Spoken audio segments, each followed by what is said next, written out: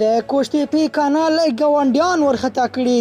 تازه میرزایف وایي کوشتېپې کانال د مرکزي اسیا د اوبو ویش زیانمنولی شي.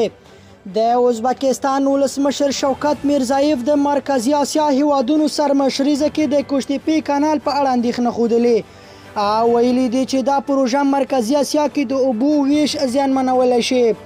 روسي رسنیو د نوموړي له قوله راپور ورکړی چې د کوشتېپې کانال د ټولو اړخونو د راسپړلو لپاره د یوې ګډې کاري ډلې وړاندیز هم کړی دی.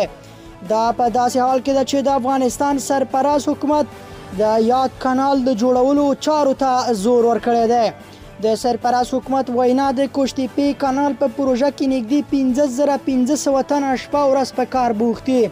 له 3,300 ډیرو بلدوزرونو او نورو وسایلو څخه د دې کانال په کیندلو کې کار اخیستل کیږي. دا کانال په هره ثانیه کې له امو سیند څخه 650 متر مکعب اوبه انتقالولی شي. د دې پروژې د بشپړېدو په صورت کې به په بالغ، جوزجان او فاریاب ولایتونو کې 550,000 هکټاره ځمکه خړوبه شي.